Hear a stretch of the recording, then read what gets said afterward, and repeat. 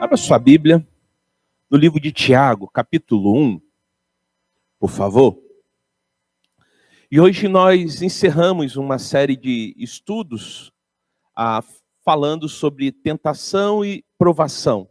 E tentamos, então, à luz do que Tiago nos apresenta, fazer uma diferenciação sobre o que é tentação e o que é provação. O hino que acabamos de louvar há pouco, que a alegria é crer em Cristo, há uma parte que diz: Cristo, Cristo em ti confio, em seu nome e em seu poder. Cristo, meu Senhor amado, faze a minha fé crescer. E uma das formas, ou talvez a melhor forma que Deus encontrou para que a nossa fé pudesse ser desenvolvida, para que a nossa fé pudesse crescer, é através das provações. Então, terminando aí essa série, transformando provações em triunfo. Última parte. Então, pensando sobre isso, nós vamos ler o texto e eu vou relembrar o que eu falei na última quarta-feira. Tiago, capítulo 1, os 4 primeiros versos, assim está registrado nas Sagradas Escrituras. Tiago, servo de Deus e do Senhor Jesus Cristo, as 12 tribos que se encontram na dispersão, saudações. Meus irmãos, tende por motivo de toda alegria o passardes por várias provações, sabendo que a provação da vossa fé, uma vez confirmada, produz perseverança. Ora, a perseverança deve ter ação completa, para que sejais perfeitos e íntegros, em nada deficientes. Que Deus abençoe e possa aplicar a sua palavra a cada coração nesse instante.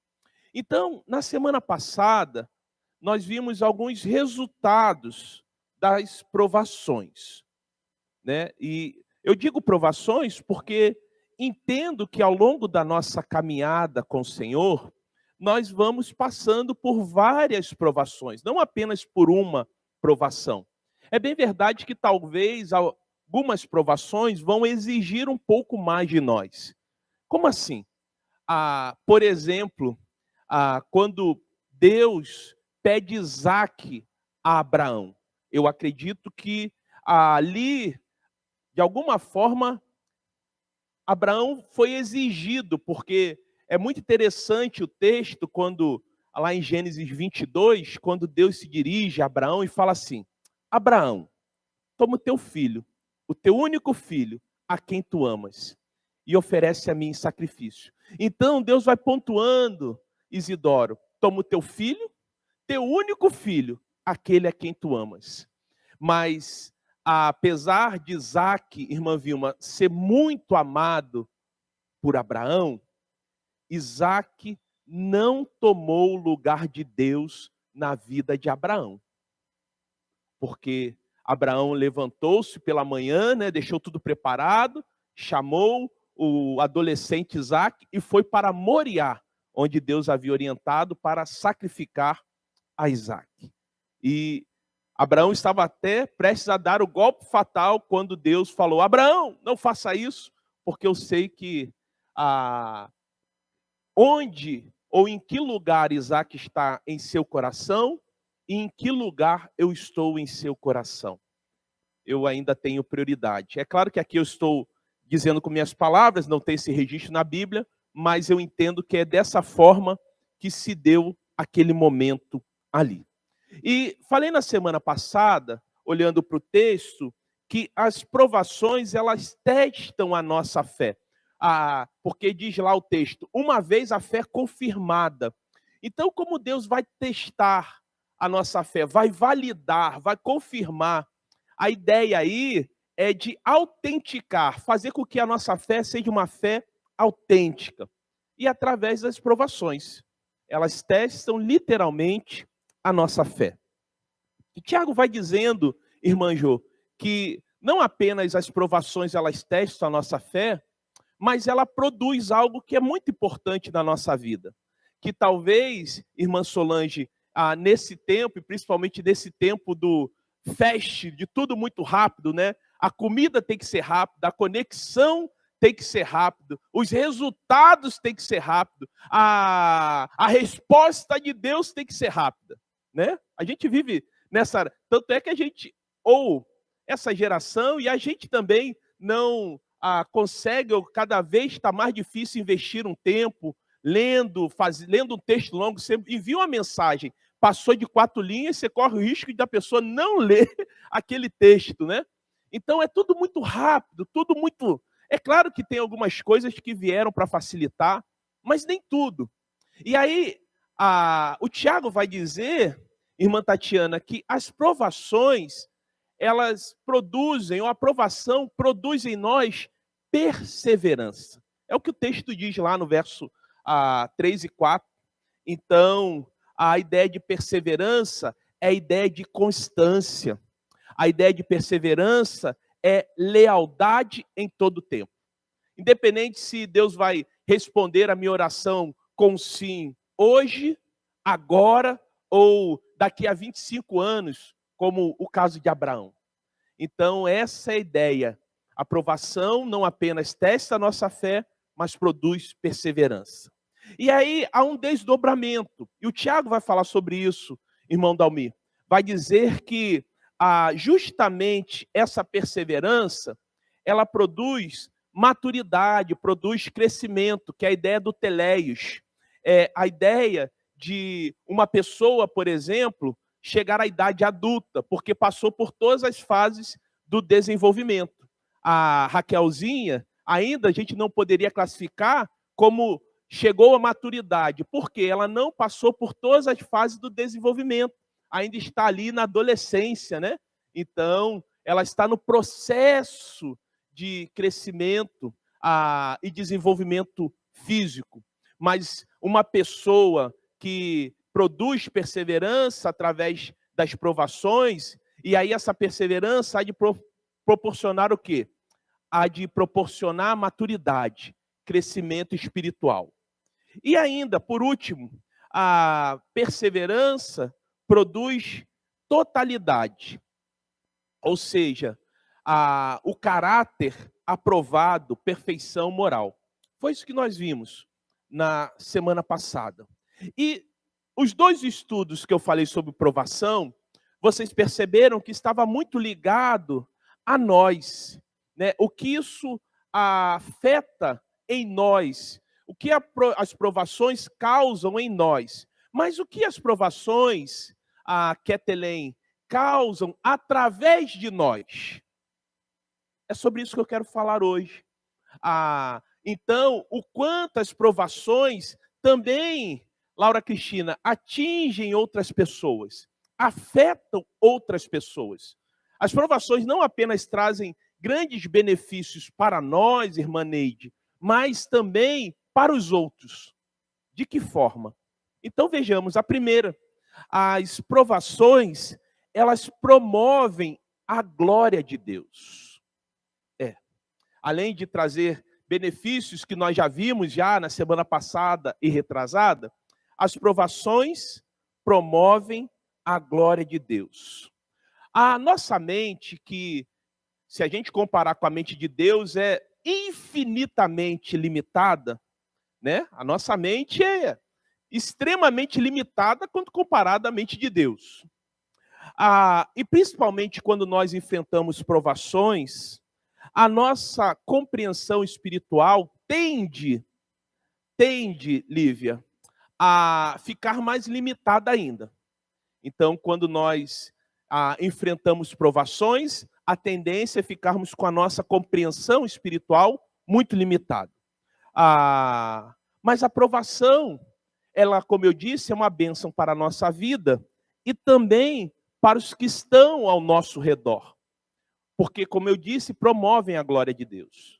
Pastor, tem como trazer um exemplo? Tem. Veja lá, Evangelho de João, capítulo 21.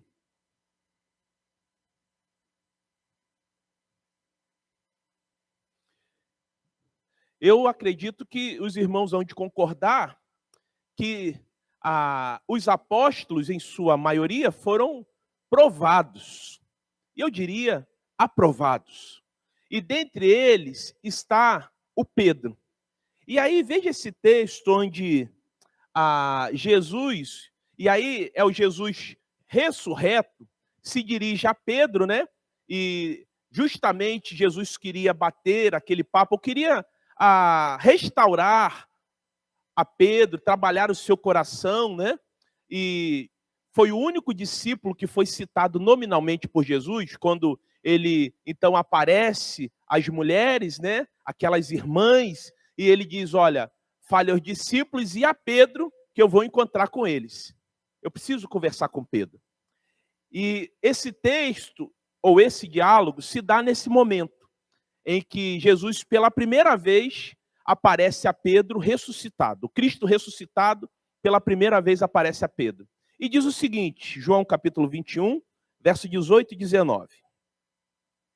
Digo-lhe a verdade, quando você era mais jovem, vestia-se e ia para onde queria. Mas quando for velho, estenderá as mãos e outra pessoa o vestirá e o levará para onde você não deseja ir. Agora veja o verso 19. Jesus disse isso para indicar o tipo de morte com a qual Pedro iria o quê, irmãos? Iria glorificar a Deus. Então lhe disse: siga-me. Já parou para pensar como pode uma provação que Pedro ia passar e passou, e até mesmo através da morte dele, Pedro iria glorificar a Deus, o nome de Deus? E foi isso que aconteceu. Esse texto fala do tipo de morte que Pedro teria.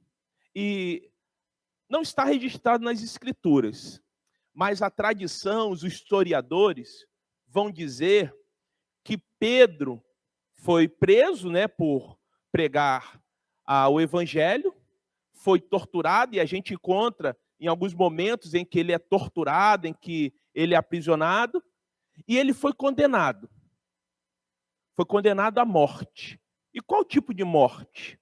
Bom, a tradição diz que Pedro foi condenado a morrer crucificado. E sabe o que ele pediu? Ele não pediu para eles não matarem, eles não crucificarem.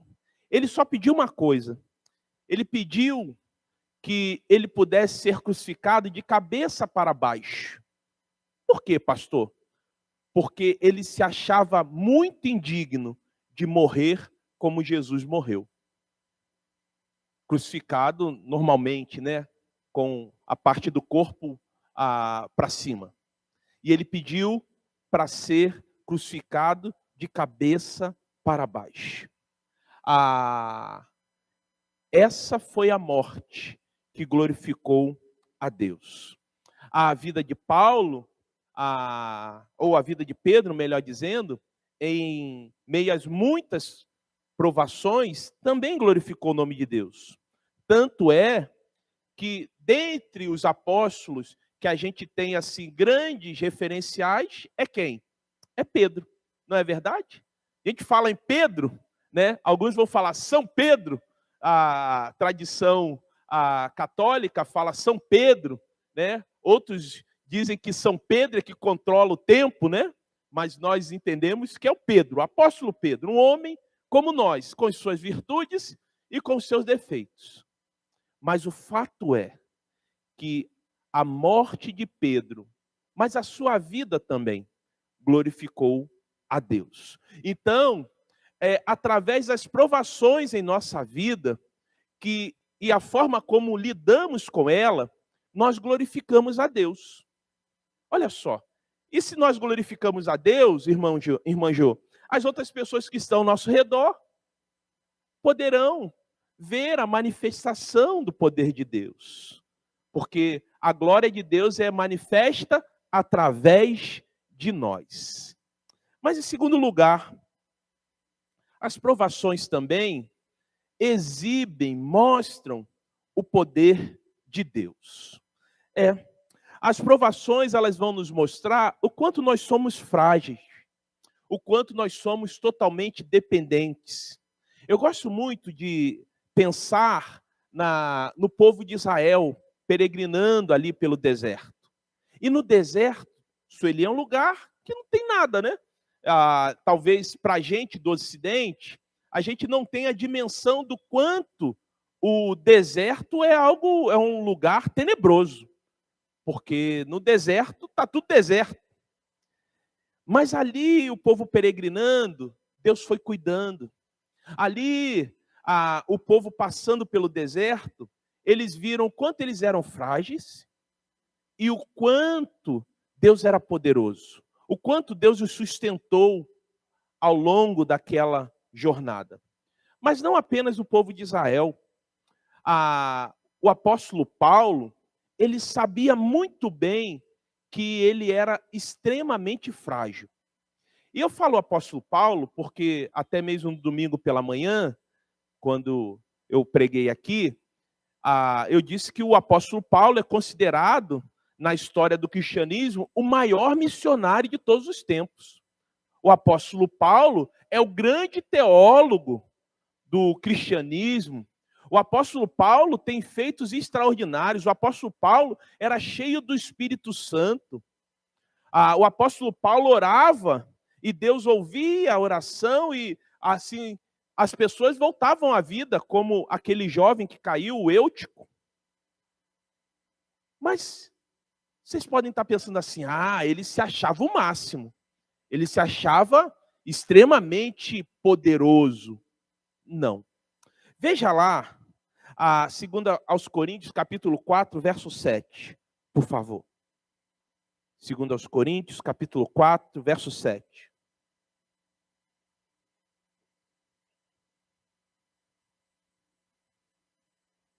Olha a consciência muito madura que o apóstolo Paulo tinha de quem ele era e de quem Deus era. Diz assim, olha, 2 Coríntios 4, 7. Mas temos esse tesouro em vasos de barro, para mostrar que este poder que a tudo excede provém de mim, não é isso? É isso que está aí, Simone? Provém de Deus e não de nós. Esse poder que tudo excede, quando Paulo orava, pessoas eram libertas de espíritos malignos. Quando Paulo orava, pessoas ressuscitavam. E ele podia dizer, não, eu que sou poderoso. Não. Esse poder provém de Deus e não de nós. E é justamente através das provações que Deus vai eliminando toda e qualquer possibilidade de nós pensarmos que somos autossuficientes, de nós pensarmos que não precisamos de ninguém, e até mesmo dele. São através das provações. Então, as provações, elas manifestam, elas exibem de forma clara e evidente o poder de Deus. E se isso acontece em nossas vidas, as pessoas que estão ao nosso redor poderão também ver o poder de Deus sendo manifestado através das provações que enfrentamos. Percebam? As provações glorificam a Deus, as provações manifestam o poder de Deus.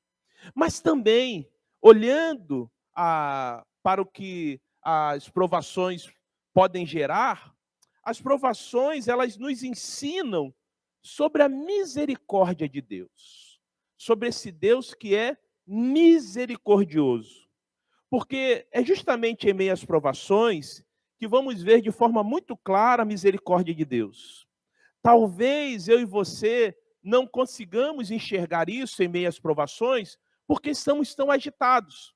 E aí, quando estamos agitados, ficamos para lá, ficamos para cá, tentando resolver algumas questões, tentando trilhar pelo nosso próprio caminho, nós não vamos conseguir ver a ação e a intervenção de Deus, que é de ordem misericordiosa. Eu falei sobre o povo de Israel. Veja lá Deuteronômio, capítulo 4, verso 30 e 31. Esse povo que foi escolhido por Deus para sair do Egito e ir lá para Canaã, terra que mana leite e mel. Veja o que Deus vai falar com eles.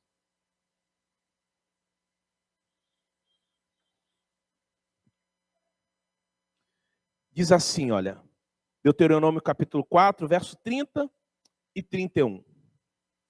Quando estiveres em angústia, e todas essas coisas que sobrevierem nos últimos dias, e te voltares para o Senhor teu Deus, e lhe atenderes a voz, verso 31, então, o Senhor teu Deus não te desamparará, porquanto é Deus o quê? Misericordioso, nem te destruirá, nem se esquecerá da aliança que jurou a teus pais.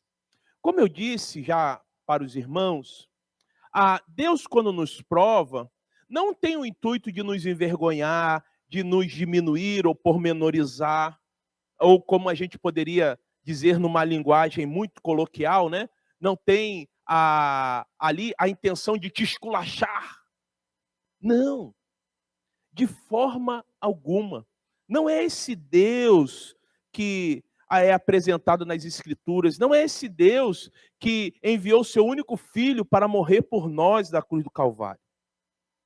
E o povo de Israel, por diversas vezes, experimentou da misericórdia do Senhor. Porque às vezes, irmãos, é possível, e eu acredito que todos nós, ou a maioria de nós, em algum momento já aconteceu isso. Às vezes, quando somos provados, nós nem sempre vamos responder da forma como Deus gostaria. Às vezes, aquela prova que é para a gente tirar a nota base, né, o 7, nós tiramos 5. E aí Deus olha assim, aí você pensa, tá reprovado. Vai, não tem chance. Não. Deus, pela sua essência, que é um Deus misericordioso, ele vai, em vez de pesar a mão, estender a mão. Ele não tem compromisso com o pecado, com o erro, mas ele tem compromisso com o pecador. E, em especial, aquele pecador ou pecadora que reconhece o seu erro e confessa os seus pecados. Porque em meio às provações, nós podemos vacilar, nós podemos fraquejar. Nós falamos de Pedro. O Pedro vacilou em determinado momento. O Pedro fraquejou. Mas nós temos um Deus misericordioso, disposto a nos perdoar. Foi isso que fez com que Deus se encontrasse com Pedro. Pedro negou Jesus 3 vezes, né? E aí Jesus poderia falar, Pedro, você não tem jeito. Você foi reprovado 3 vezes. Não. Pedro, eu quero conversar com você. E você há de glorificar o meu nome. Mas, lá em Lamentações, capítulo 3, veja lá. E hoje, eu não sei se você já parou para agradecer, mas se não fez, ao final desse culto, o faça aí onde você está, orando ao Senhor. Mas olha só, o que eu e você, já desde quando acordamos, já estamos experimentando. Lamentações capítulo 3, verso 22 e 23. Diz assim: as misericórdias do Senhor são a causa de não sermos consumidos, porque as suas misericórdias, elas não têm fim. Elas se renovam o quê? Mensalmente? Se renova a cada manhã. Hoje, todos que aqui estão presencialmente, você que está aí conosco online, já experimentou e está experimentando da misericórdia do Senhor, porque elas se renovam a cada manhã. Então, as provações nos ensinam sobre a misericórdia de Deus. Esse Deus que há de nos provar para fazer com que a nossa fé aumente, para validar a nossa fé, para fazer com que sejamos perseverantes ou venhamos a produzir perseverança. Mas, diante do momento em que venhamos a fraquejar e vacilar, Deus vai falar, está reprovado e já era. Não. Ele não vai fazer isso e não consegue fazer isso por causa da sua misericórdia. E por último, e não menos importante, as provações, elas nos ensinam sobre a fidelidade de Deus. No último texto que nós lemos lá em Deuteronômio capítulo 40, no verso 31 em especial, diz assim, olha: então o Senhor teu Deus não te desamparará, porquanto é Deus misericordioso, nem te destruirá, nem se esquecerá da aliança que jurou aos seus pais. Ao longo da história do povo de Israel, nós vamos ver que a aliança, eu diria, eu nunca contei, mas eu não tenho medo de errar, por dezenas de vezes, e talvez até centenas, mas dezenas é certo. Por dezenas de vezes, o povo de Israel quebrou a aliança. O povo de Israel rompeu o pacto, unilateralmente. Aí você pode pensar, então já que o povo de Israel que decidiu unilateralmente, né, romper a aliança, quebrar o pacto, Deus vai virar as costas para ele e vai deixá-los? Não. Sabe por quê? Porque esse Deus que fez aliança com os pais do povo que estava aqui, ele jurou, e jurou pelo próprio nome dele, algo muito comum naquela época. E ainda mais, veja lá o que Paulo vai falar sobre a fidelidade de Deus em 2 Timóteo, capítulo 2, verso 13. Por favor.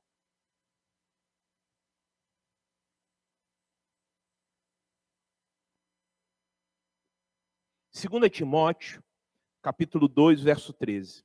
E com isso, eu não estou dizendo e não quero lhe induzir a você ser infiel. Não, de forma alguma. Pelo contrário, devemos valorizar e fazer valer a fidelidade de Deus para conosco. Mas olha só o que o texto diz, 2 Timóteo 2,13. Se somos infiéis, então se é a gente que toma iniciativa da infidelidade, Deus permanece o quê, irmãos? Fiel ou infiel? Permanece fiel. Sabe por quê? Pois de maneira nenhuma pode negar-se a si mesmo. Porque assim como está presente, está inerente à pessoa de Deus a misericórdia, também está inerente à pessoa de Deus a sua fidelidade. Porque ele não pode negar-se a si mesmo. Então, mesmo quando somos infiéis, Deus permanece fiel. Que bênção. Graças a Deus por isso. E nas provações, por mais difíceis que sejam, e por mais que venham a exigir de nós, nós vamos experimentar da fidelidade de Deus. Sabe quem, e hoje pela manhã na minha devocional estava lendo sobre ele, e até vou utilizar aqui como ilustração, sabe quem aprendeu muito sobre a fidelidade de Deus no momento de grande provação de sua vida? José. O José cresceu, o José amadureceu, o José produziu perseverança, o José experimentou de um Deus misericordioso, o José experimentou de um Deus fiel. E principalmente quando ele estava no Egito como escravo, principalmente quando ele estava sendo injustiçado pela mulher de Potifar. Ainda mais quando ele achou ou achou não, né? Mas quando nós poderíamos dizer e pensar assim, Deus se esqueceu de José. Sabe um momento em que eu me deparei, que eu falei assim, olha, o José é fantástico. Porque nas Escrituras Sagradas, diante de tudo que ele passou, a gente não vê ele murmurando, reclamando. bronqueando com Deus ou abandonando os mandamentos de Deus, que ele poderia fazer, né? Poderia. Mas até mesmo quando ele está no momento ali, né? As coisas se reverteram, a roda gigante da vida, né? Às vezes a gente está lá embaixo e de repente a gente está lá em cima. No momento em que ele está lá em cima, você acha que José se esqueceu de Deus? Não se esqueceu. Veja lá 2 textos. Gênesis 41. E o José me ensina muito sobre muitas coisas e até sobre a fidelidade do Senhor. Gênesis 41, verso 1. E deixa aberto aí em Gênesis 41 que a gente vai ver um outro texto. Diz assim, olha. Gênesis 41, verso 1. Passado 2 anos completos, Faraó teve um sonho. Parecia-lhe achar-se ele de pé junto ao Nilo. Por que eu faço questão de pegar esse texto aqui? Porque esse texto, se a gente olhar há 2 anos atrás, quando José estava lá na prisão, injustamente por causa da armação da mulher de Potifar, 2 empregados do rei foram parar na prisão, um copeiro e um padeiro. E Deus deu a José a capacidade de interpretar sonhos. E aí o copeiro foi lá, interpretou o sonho dele, e José falou, olha, vai acontecer isso, dentro de 3 dias, você será restituído ao seu cargo e vai estar servindo lá o rei novamente. Aí o padeiro, né, ficou animado, falou, opa, eu gostei dessa revelação aí, né? Eu gostei da interpretação, melhor dizendo, desse sonho aí. Aí foi lá e falou o sonho dele. Ó, sonhei isso. José falou, olha, esse sonho aí, amigo, daqui a 3 dias, você vai perder a cabeça. E os animais, as aves, vão estar comendo o seu corpo. E passado 3 dias, o que aconteceu? O que José havia interpretado ocorreu. E aí José diz para o copeiro, lembra de mim quando chegar lá? José provavelmente contou toda a história da vida dele, né? E eu fui injustiçado, eu não sou escravo e tal. E aí o que aconteceu? Vocês acham que foi coincidência, irmãos? O copeiro esquecer de intervir por José? Eu não acho. Passado 2 anos, é o que o texto diz que nós lemos. Passado 2 anos, Quetelém. Aí o rei tem um sonho. E ninguém consegue interpretar. Ninguém. Aí sim o copeiro fala, rei, tem um rapaz lá na prisão que aconteceu isso, ele interpretou e bateu certinho. O rei falou, chame lá. Barbearam José, colocaram roupa nele bacana, foi diante do rei e interpretou o sonho. E o que aconteceu? Justamente o que José interpretou. Passado 2 anos, José na prisão. O copeiro se esqueceu. Agora, se talvez o copeiro viesse a interceder por José antes, e José fosse solto antes, será que José estaria no Egito ou deveria ter voltado? Será que José chegaria ao cargo que chegou? Fidelidade, irmãos. A fidelidade do Senhor. Então, é justamente em meio às provações que eu experimento da fidelidade do Senhor. As provações me ensinam sobre a fidelidade do Senhor. E aí, quando José, então, é colocado no posto mais alto, né, constitui família, o rei providencia uma família para ele, né, Faraó, diz lá, olha, você vai casar com fulano. Aí o que José faz? Quando nascem os seus 2 filhos. Você acha assim, José não quer mais saber de Deus, agora a coisa mudou, José agora está numa boa. Aí José tem 2 filhos, Manassés, que é o primeiro, que diz que Deus me fez esquecer de todos os males da casa do meu pai, e Efraim. Veja lá o significado do nome Efraim. Gênesis 41, verso 52. Para que vocês tenham dimensão de que José, em todo momento, percebeu a ação e a intervenção de Deus. Talvez ele não entendia. E nem sempre a gente precisa entender, a gente precisa crer. Gênesis 41, verso 52. Olha só o nome que José deu ao seu segundo filho. José chamou ao segundo filho de Efraim, pois disse: eu fiquei próspero na terra da minha aflição. Não é isso? Foi a sorte que me fez próspero? Deus me fez próspero na terra da minha aflição. Foi Deus. Foi Deus que me fez esquecer dos sofrimentos. Já estou liberto, não estou com ódio no meu coração, é o que significa Manassés.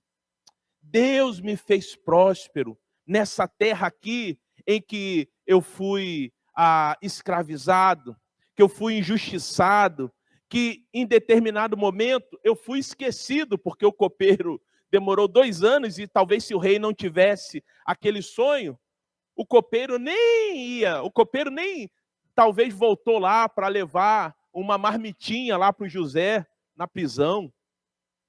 2 anos. 2 anos. Mas não apenas 2 anos.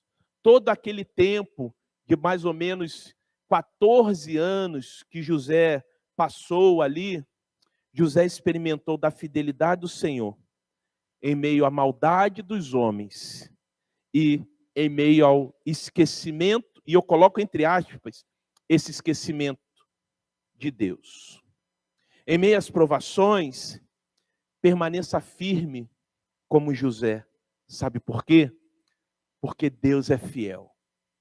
Talvez você possa estar aguardando aí 2 anos e achando, ou mais de 2 anos, que Deus se esqueceu de você lá em meio à sua luta, em meio à sua provação, em meio ao seu aprisionamento, em meio ao seu cárcere. Mas Deus não se esqueceu. Deus é fiel. E ainda mais, mesmo quando somos infiéis. Por isso que eu disse para os irmãos no início, que hoje fecharíamos essa série, não olhando de forma muito específica para o que as provações fazem em nós, mas para o que as provações fazem através de nós. Porque é justamente as provações que enfrentamos que permitem que o nome de Deus seja glorificado. É justamente as provações que enfrentamos que fazem com que venhamos a experimentar e as pessoas ao nosso redor venham ver e venham conhecer a um Deus poderoso, ao El Shaddai. São através das provações que nós aprendemos muito mais sobre a misericórdia de Deus, que se renova a cada manhã, e ela é a causa de não sermos consumidos.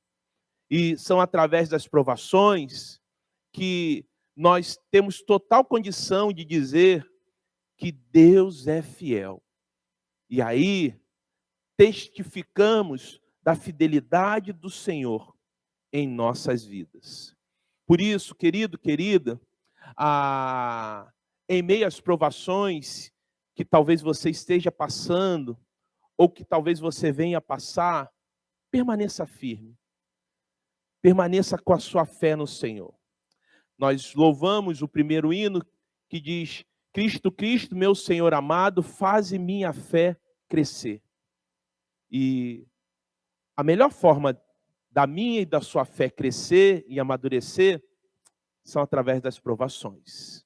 Mas que a nossa fé e o nosso amor possa estar sempre firmado no Senhor. Esse é o meu desejo e a minha oração. E faça essa oração começar por mim. E espero que também os irmãos possam permanecer firmes, que a sua fé e o seu amor possam estar sempre firmado no Senhor.